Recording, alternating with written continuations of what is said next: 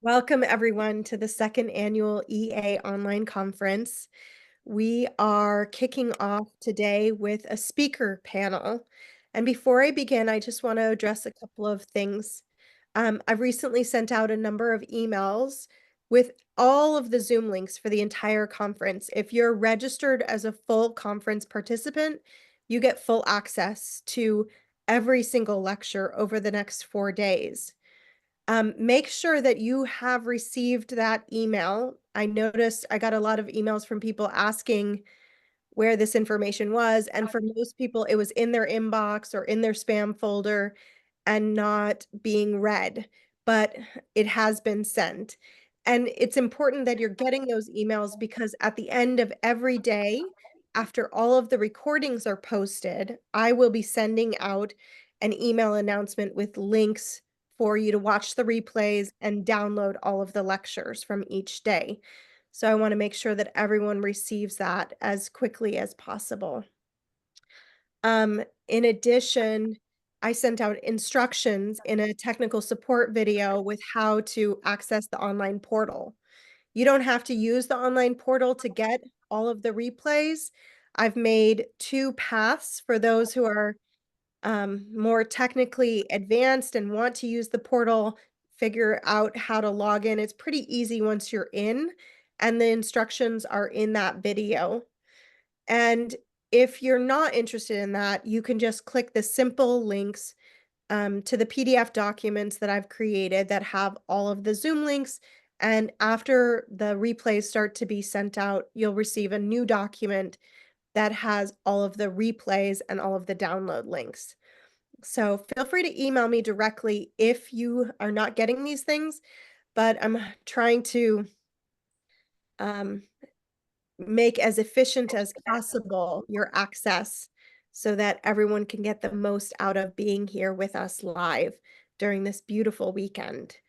And so without further announcements, we are going to dive into a panel discussion around what each of the speakers feels is kind of the big transit coming up for 2025.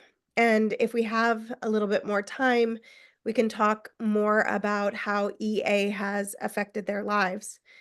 But I wanted to start by hearing each person's perspective just for a few minutes. And Kristen, I wonder if you want to kick things off. Yeah, sure. Welcome, everybody. It's good to see all the speakers in one place, virtually, most of us at least. And I'm going to be talking about Mars this weekend, and it is going to be moving into a retrograde starting December 6th. So I'll leave that for my talk. But we are in the midst of an eclipse, or just came out of a 2-week portal. And the first was a full moon eclipse in Pisces at 27 degrees. And 6 months, we're actually next April. I want everybody to take note of, because on April 5th and 25th are two very important days, in my opinion. They keep coming back to me. We will be on our way to move out of the retrograde shadow of Mars, the end of April. And on the 5th of April, though, Venus will be retrograde, Mercury will be retrograde, and they'll be conjunct the North Node in Pisces with Saturn. What's happening then is the transiting North Node is balsamic to those planets, Saturn, Venus, Mercury, Pisces. So we think we have this theme of culminating something that's been ignited this month or in September during the eclipse 2-week window. So there's something that's culminating in the spring of next April. On April 25th, the transiting North Node will move into a new phase with Saturn, Venus, and Mercury now direct. And there's going to be a conjunction on the 25th of April. So I just want to invite you to spend some time with this string of Pisces energy. Then Neptune will be moving into Aries right at that time. So we see this transition between balsamic in early April. We're dealing with Mars coming out of its retrograde, Venus finally moving direct after it's been retrograde, Mercury coming out of a retrograde. So there's something really big the last week of April. So all of you are students of EA or teachers of EA. So spend some time with that month of energy and pay attention to what is going on in your life this past this past few weeks. We're now in October, but it started mid-September, and I felt the eclipse in at the Lion's Gate, I think. But it's been a wild 6 weeks. But anyway, that I feel like there could be a culminating healing process or something that you're working through during the Mars retrograde, through the Venus retrograde, that can really come full circle at that time. So that's what I wanted to offer today. Thank you, Kristen. I love the kitty cat voices in the background. Rose, would you like to speak? Yeah. Hi, everyone. Well, 2025 has so much happening, so many planetary changes and so on. But I wanted to mention that as Kristen said, we're facing a Mars retrograde cycle that will go from the beginning of December to the end of February. And it starts in Leo and backs into Cancer. At the end of April, we will have a Venus retrograde, and that Venus retrograde starts in Aries and backs into Pisces. That goes until the middle of April. And you know what usually happens with the Venus and Mars, and right now Venus and Mars are the rulers of the transiting nodes. At the end of January, the nodes are going to move. North node will move into Pisces. The south node will move into Virgo. But right now, Mars and Venus are featured because they are the rulers of the nodes. I had to look back because what happens is that Mars has a retrograde cycle once every 2 years, and Venus has a retrograde cycle once every 18 months. So generally, what you have in terms of relationship dynamics, moving that along, is 1 year you have Mars retrograde, the next year you have Venus retrograde, and so on. I haven't seen this kind of setup of both Mars retrograde followed immediately by Venus retrograde. When I look back, the last time that happened was 1905. Isn't that amazing? You know, it really is, you know, thinking about moving the relationship dynamics forward. Now we have an overarching transit right now. That's a Jupiter-Mars square, opening square, the first quarter square that started in August and completes in the middle of June. That's overarching everything. And what I'm feeling about this period of time that we're in is that we are like kind of filling up a balloon, you know, kind of filling up to capacity, filling up to capacity. As Kristen pointed out, middle of April through about June is a go time, I think, for action. Right now, we're still trying to figure out so much, you know, figure out so much personally, figure out so much socially, politically, everything, right? And that is, you know, continuing to be, you know, on that kind of pressure point, kind of, you know, kind of hitting a bit of a wall or so on. So this is a build up time. The retrogrades give us an opportunity to tune in deeper, to check in with self, to, you know, to regroup, to figure that out. So we have until the next few months to be working our way through things all the way through spring. And there's another, you know, the three major planets are changing signs next year. May starts Saturn in Aries. March, end of March is Neptune in Aries, and Uranus in Gemini by the beginning of July. So that is somewhere in around August here, you know, the second, you know, kind of wave here of actionable. So take your time right now to feel your way along, to tune in, to hear what's in your heart, to observe, to give yourself some time to figure it out, because you may not be able to figure it out all at once. Thank you, Rose. Jason, I wonder if you'd like to speak next. Yeah, sure.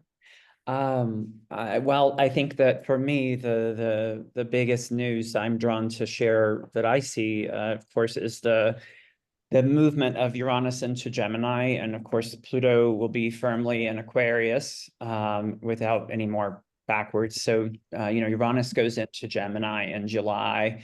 And for me, it's really meaningful that these two planets are moving from Earth to air. Both of them in their sojourns on Earth have, for me, been a lot about unburying things that have been put away under the ground, and pulling up the rotten roots and exposing them. That's been a big Pluto and Capricorn story of what's all the root work of these corrupt infrastructures that we've created and that have outlasted their usefulness evolutionarily. And so they've been pulled up by the roots during the Capricorn time, and Uranus in Taurus has a very strong ground breaking, just go ground Taurus, Uranus breaking. So all this stuff is up. And now there is an air sign sense making to be done, right? There is storytelling to do. And I think I'm speaking more from the internal. I think obviously that has resonance for the world, at least the one that I imagine I'm living in. And we have varying degrees of consensus of what reality is, but that would describe my world, but it would also describe my inner world, meaning lots has been pulled up, right? Buried children, buried animals within the psyche, buried parts of self, buried soul fragments that one didn't want to see, but are actually there. And so now they're in circulation, right? There's a lot in circulation, and there's a very air sign word. And there's a lot of how do we relate? How do we tell our stories? How do we name things, in Gemini process? How do we relate to things in Libra process? And the other way to think about it from an EA perspective is that during all that Capricorn and Taurus, right, where was that pointing polarity-wise? It was pointing to emotion, to water, to Scorpio, to Cancer. So there's all this, again, we're awash in emotional reality. And then that's moving, the polarity moves to fire, moves to the possibility of real direction of action. And so for me, that is a big piece. I feel like we have a lot more community members, a lot of things that were outside the earthy structures that have been brought in. And now the question is, how will they relate within one's own psyche? How will they find that way? And then I think we have a lot of relating to do, not just with the other humans on our planet, but with the plant people, with the animal people, with the spirit people. There's a lot of relating to be done, and we have a lot more resources available from my perspective, even though it's a total mess. A mess is usually where the good stuff starts. So it's the prima materia, right? That's what I feel. That's my excitement about the year. Thank you, Jason. I love that excitement. Kim Marie, I wonder if you would like to share. Sure. Hello, everybody, and thank you to all of you who are putting this on for all of us. Appreciate this EA community. Touching on a little bit more with what Rose and Jason were saying, between 23 and 26, we have the 4 outer planets, I include Chiron, changing signs. And that creates major collective shifts on the planet, in addition to each of us personally living through it. And so in 2025, we have Saturn in Aries, Neptune into Aries, Uranus into Gemini, as we've been talking. That's going to, just create a lot of endings and new beginnings for us. I'll just touch upon Neptune specifically. Neptune is finishing up a 165-year cycle of religious and spiritual evolution on the planet. If you just step back and think about that collectively for a while, we're seeing disillusionment with belief systems all over the place, personally, collectively. Neptune, when it dips into Aries back and forth to Pisces, and then in Aries completely in 26 for 14 years, that's initiating a new 165-year cycle of spiritual growth for this planet. Distortions of it, we can see more war in the name of God, as we see going on right now in the Middle East. But I also have been telling people that along with Pluto and Aquarius, and you can even include, Uranus and Gemini for me, but I think Neptune and Aries and Pluto and Aquarius, it offers opportunity for those of us who are spiritually creative to be part of creating a new metaphysical renaissance. And so I offer that as hope for us in the midst of all the chaos that seems to be going on with the planet and all its species. Again, I just really do think we have some chances here for rebirthing ourselves into that Aquarian age and really being some guiding voices for the planet. And that's my intent and hope for all of us who participate in the conference this weekend. Well, thank you, Kimberly. That's a really beautiful intention, and I appreciate that so much. Steve, would you like to chime in? Honestly, I don't have anything to add to what's just been said, which I thought was very spot on. Great. All right. Jordan, I would love to hear your perspective next if you want to speak. I love how this is organically unfolding because the things that everyone's talking about with the Piscean energy and Neptune moving into Aries and what this is meaning on a global level.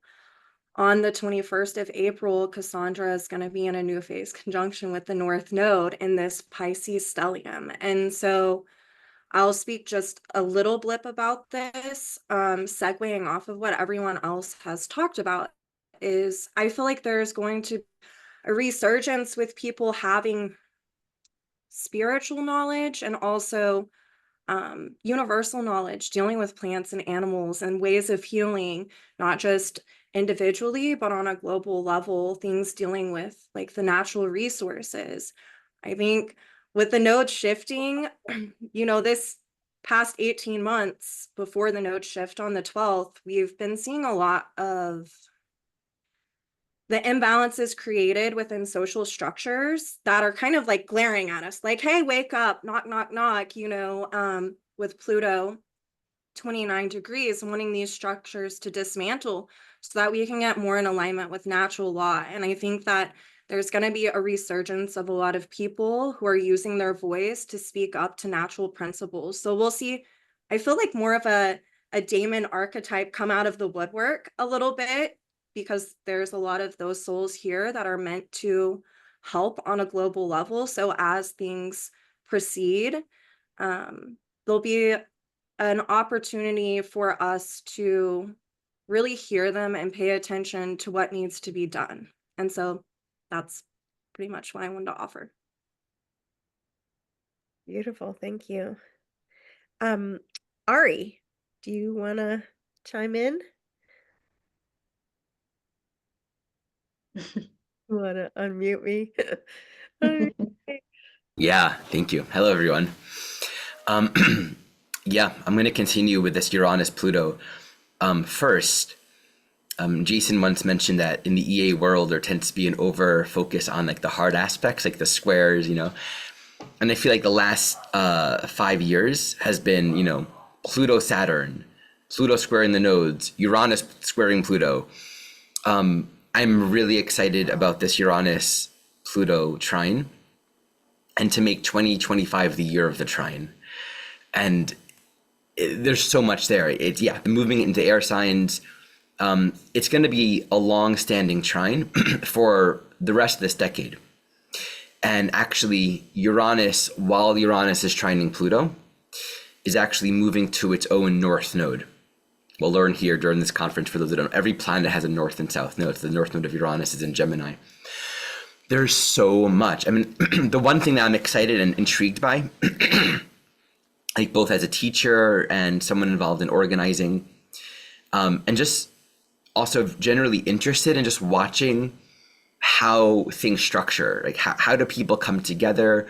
What is the form that people are teaching training programs or courses, or how are communities organizing? Like we have over the past several years, Zoom and online stuff has become a new template, right?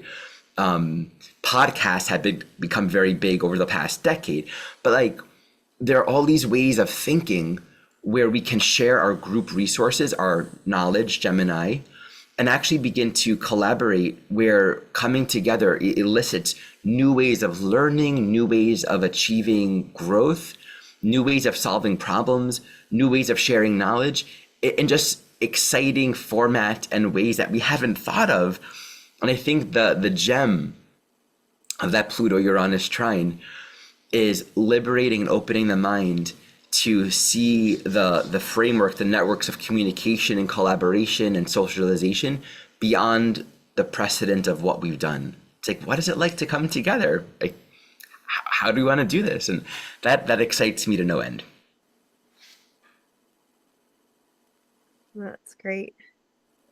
Timothy, I saw that you're here. Would love to hear from you. Thank you. I'm so glad to be here.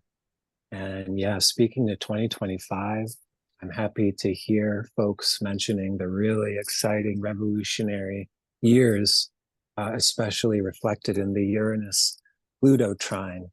2025, I generally see as a tremendous in-between year, especially reflected in the fact that Saturn is balsamic to Neptune throughout 2025, and they're going to form conjunctions at the first degree of Aries. But I wanted to speak to Jupiter's transit of Cancer going from June 9th to June 30th, 2026, as also being a very relevant transit for these next coming years, because Jupiter will transit his own planetary north node. So that's going to be taking place throughout.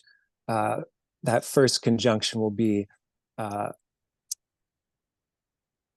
in May, and then there's a retrograde pass in February 2026, and then Jupiter completes his passing over the North Node in April.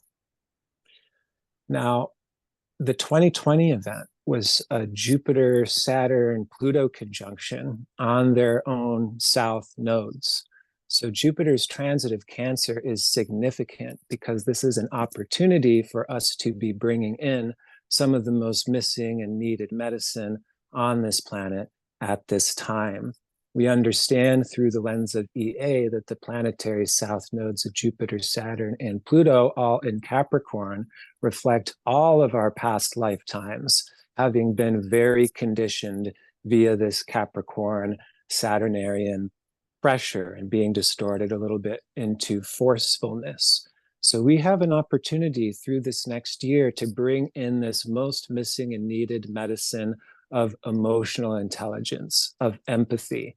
Wherever Jupiter is, we have the opportunity to really expand, learn, grow. And Jupiter's transit of Cancer is an opportunity for us to create more supportive circles, real familial spaces. And again, this is a missing phenomenon in our world. I don't know how many of us even get this from our families the way we ideally would want to, our family being people that we get to show up, put our feet up on the couch, share our emotional content, and generally be accepted for who we are and whatever emotional state we are going through.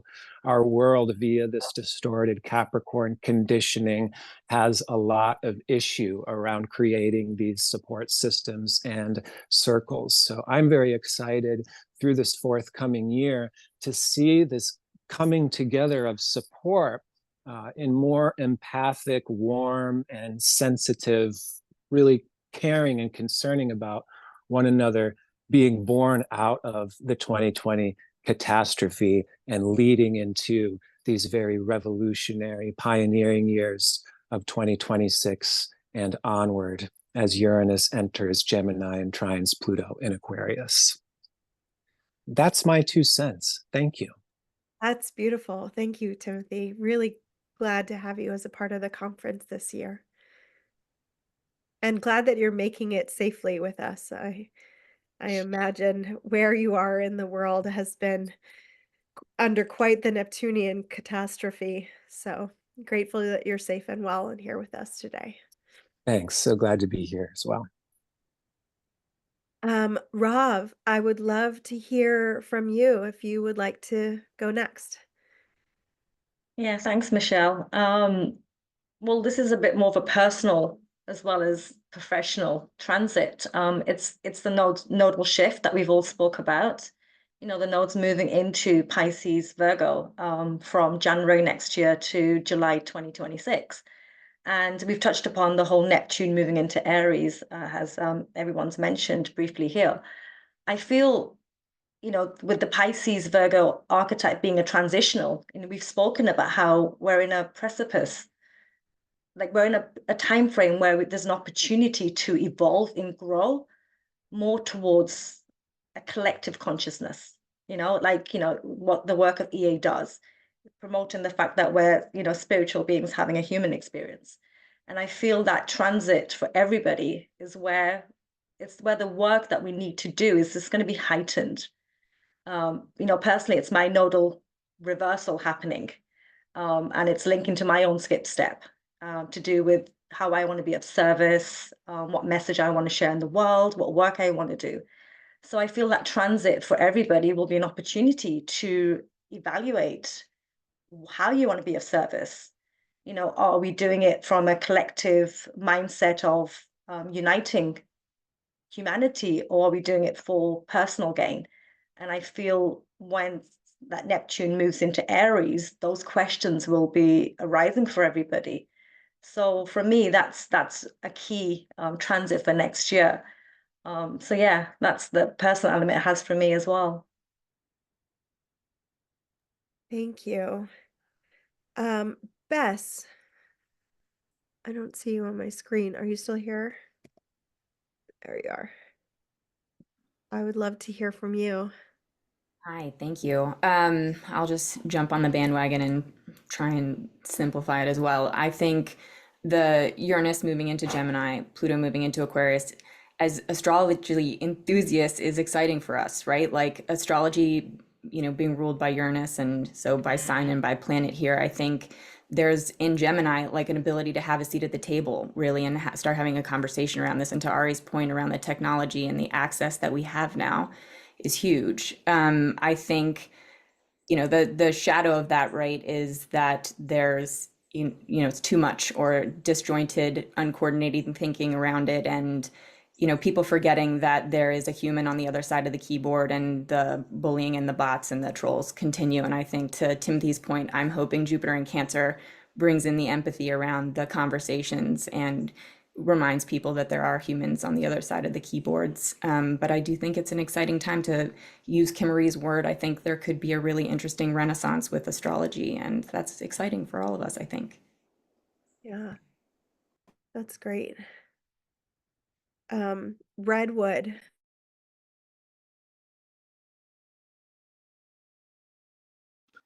Okay, thank you. Yeah, this is so great to be here with you all. I love this. Thank you. I do have a couple additional thoughts, and I guess, I'm glad that Kim Marie brought up the larger Neptune cycle. I have been thinking a lot about Neptune culminating 14 years in Pisces, and there's always pluses and minuses with any transit and a full spectrum of experiences. And so I just kind of wanted to shed some light on the fact that, we've kind of had the internet for a Saturn cycle, right? And the last half of that, when it's really become part of our lives and our world, has been this Neptune and Pisces time period. So we've gotten so many, I just kind of see this percolation of the collective consciousness with so many ideas, so much imagination, so much potential during this time period. And then we're going to go into this Aries period. So I think it's kind of like hard to imagine necessarily what's going to emerge from this time period because we haven't lived it yet. But just to kind of put a light on the fact that we have had a lot percolating that is leading to a lot of new things coming into reality. And it's kind of like, and on the note of the Pluto at early Aquarius, Uranus going into early Gemini, and then this whole start of Aries with the Saturn Neptune, that's at the midpoint of that trine, that sextile. I do see this as this kind of massive acceleration of change. Obviously, it's a very cuspy year. We've got the nodes back into Pisces, Virgo, and some back and forth with retrogrades. So it is kind of, as many of us have spoken, one foot in both worlds type of thing. And, you know, I think one other point I wanted to share was just like earlier, months ago when I first thought about Neptune and Saturn going into Aries, if I'm quite honest, I wasn't that excited about it. And so I've really been self-reflecting on my own psychology and like why I essentially had fear around this transit. You know, I think it comes with this like thought about increased aggression and violence in the world and potential increased selfishness. However, you know, upon further reflection and thought about everything, a couple thoughts on that, which is, you know, like one, when we look back at the Neptune and Pisces era, there's a lot of really hard things that have been happening, and you know, the amount of escapism, the amount of drug use, at least in the United States, like the opium and then the fentanyl, like it's been bad, you know, and it's like people are not coming back in this lifetime from how far they've gone. We see this on the daily now,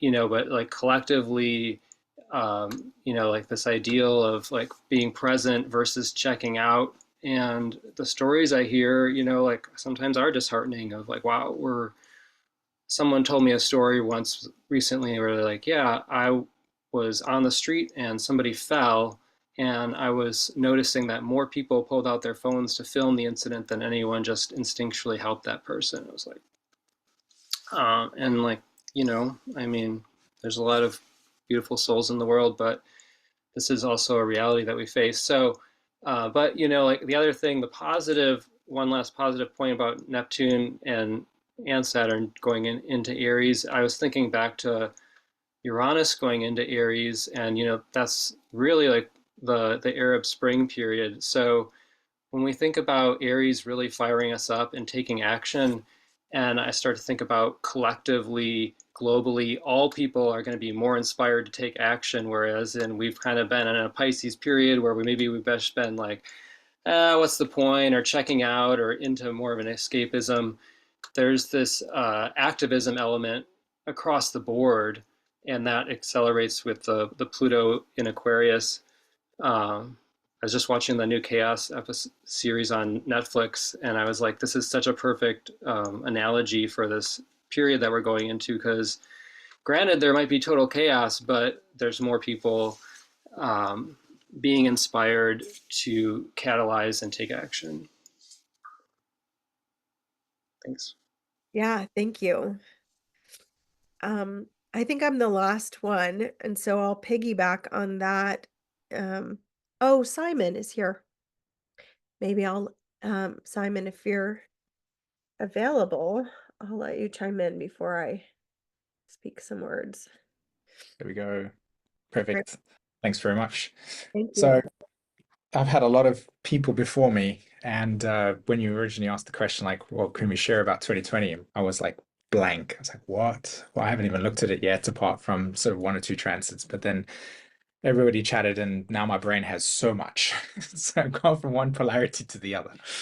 But what stood out for me that I'm very curious to see is the Jupiter-Saturn square that will complete next year, the opening square. And I wrote some few notes over here. Was just that when Jupiter-Saturn made their original conjunction way back in December 2020, it was at, as we know, like 1 degree Aquarius, right? Or 0 degrees. And the second time that they were actually going to form an aspect to each other that was relatively important, which was the square this year in August, Pluto was at the same degree that this conjunction took place, which I thought was kind of interesting, right? And then the second time this square is going to take place between Jupiter and Saturn will be in December 24th, and Pluto will be again at the same degree, right? That's that Aquarius mark. And then next year in June, it's at 9th of June, they're going to make their last square together. But this time, instead of being in Gemini Pisces, it's going to be Jupiter at 1 degree of Cancer and Saturn 1 degree of Aries, which I thought was really interesting, considering that these two planets, the Saturn Jupiter configuration, is how our society will actually form its mythology and its set of new perspectives and points of views and the laws that we want to put around them. And talking about Pluto and Uranus forming the trine over 2025, and both what Jason and Ari were talking about in terms of how do we move forward as a collective relative to the mess that Pluto and Capricorn left, as in for us to pick up and clean up and say, okay, well, we've been flooded by all of these deeply embedded emotional issues that we've understood as what it means to be human. Now that it's on the surface and we're all swimming here dealing with it, I mean, the wars that are taking place are clear indications. You can see the polarization that takes place in our society. How do we find cohesion back after so much has kind of blown up in our faces and then we're dealing with it? So Timothy's point about Jupiter, transiting through Cancer, it's going to be interesting to see how the Jupiter Saturn square is setting us up for a cosmology that will allow us to move forward in new ways. And that's why I think it's kind of fascinating to see the Jupiter Saturn square in cardinal signs for the last time, like when they actually square each other for the last time and then eventually move on. It's like we're setting us up for a new direction and the possibility, the potential for us as a human race to sort of say, okay, well, we've just been through an intense amount. How do we find ways to reconnect, understanding our differences, understanding that we are not always going to see eye to eye, but how can we sort of coexist while still dealing with the things that we've been affected by over the last 10 years. So I see 2025 as the possibility, the potential for us to almost open up dialogue and conversation where there hasn't been the opportunity for that because we've just been so wildly emotionally triggered by all of the things that have come up from the earth. I know that's a lot, sorry, but that's You always bring such interesting things forward. I'm so grateful to hear from everyone. And I'll just add, my perspective on I've been following the 2025 Pisces, the shift of the nodal axis and the shift of Neptune and Saturn, and feel that they're significant in ways that if we're palpably um, tuning into the collective consciousness right now, we can understand us. It's almost like feeling the tide rise before watching the wave crest and crash upon the shore. But one of the most significant transits, I think, of 2025 is actually seeding in 2024. And that is on December 7th, 2024, there is a conjunction of Pluto, Venus, and Ceres, the mother goddess.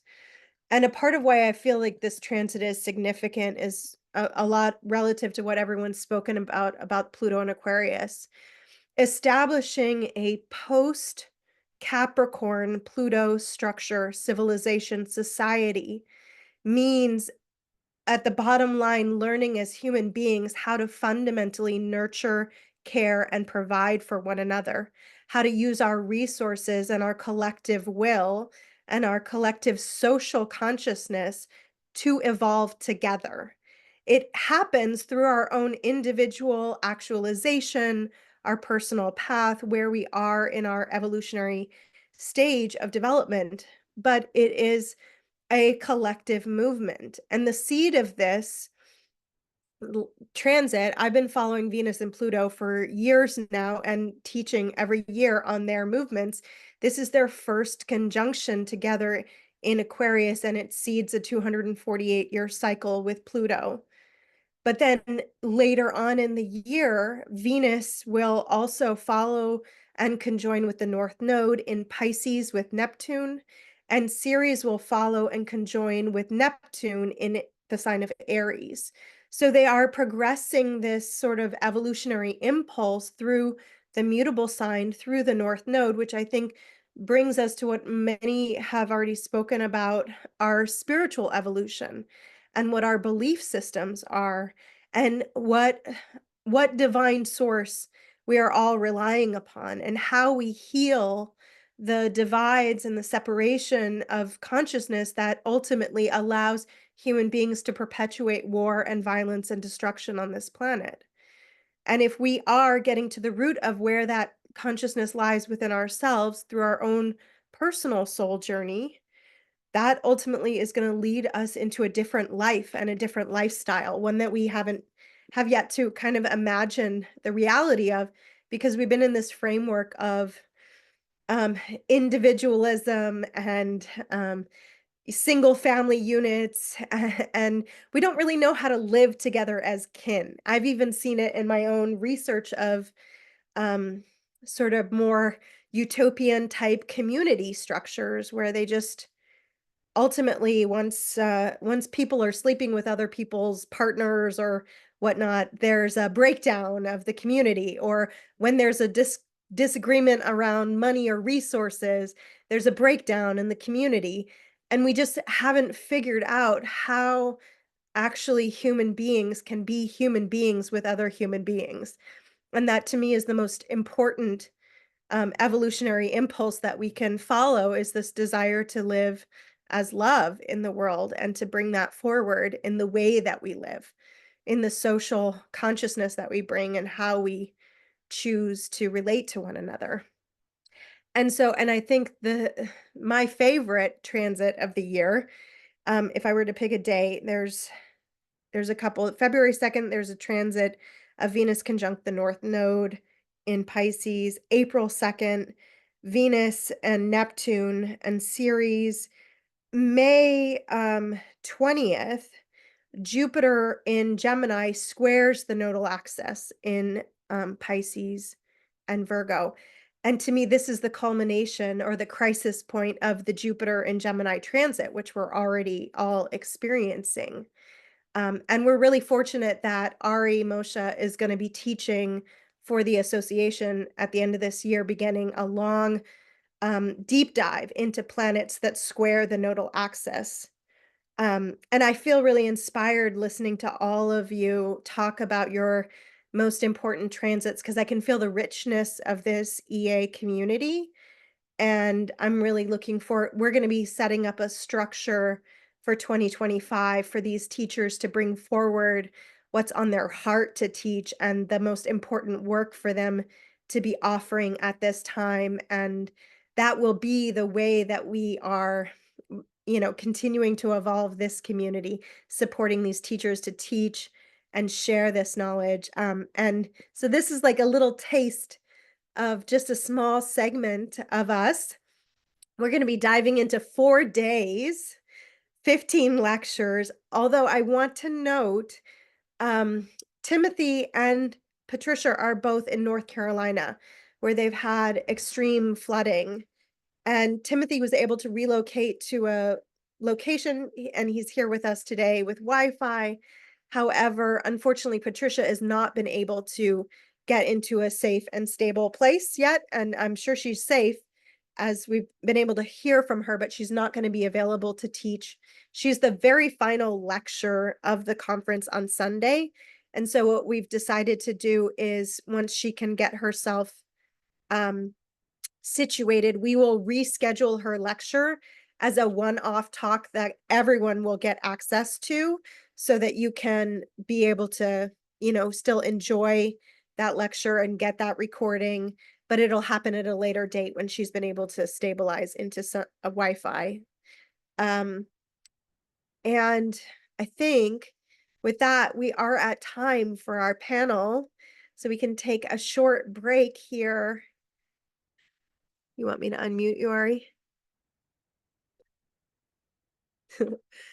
And Just so you could unmute Tim, but I'll say clarification, Patricia is totally safe, but she's needing to give attention to the needs of the community, and that's just where her energy, of course, needs to be. But Tim wants to be unmuted. got it. Thank you. Thank you. That was beautiful. Thanks for your share, Michelle. And I did want to double check that everyone got a chance to share, because I may have seen someone, maybe I'm wrong. I wanted to make a correction because I gave the wrong dates for Jupiter over his moon's north node. My notes are chicken scratch because I have been more so running around the last few days with the hurricane. So Jupiter will be in Cancer June 9th through June 30th, June 9th, 2025 through June 30th, 2026. Will conjoin his own north node beginning in September 2025. We'll have a retrograde pass at the start of January 2026 and a completing pass March of 2026. So wanted to make that correction. Thank you very much. Great. Thank you so much. So, I think without further ado, we will close this panel and get ourselves ready for our first lecture of the day. I look forward to hearing every single one of you. I look forward to seeing all of you who can join us in the live sessions. I know for time zone reasons, many of you will be catching up on the replay. But if you can, watch it with us live, we love having you there. In each of the lectures, there will be time for Q&A. So if you're present, you'll get an opportunity to bring forward your questions. And everyone, thank you so much for joining us. We'll see you in a little bit. Bye for now.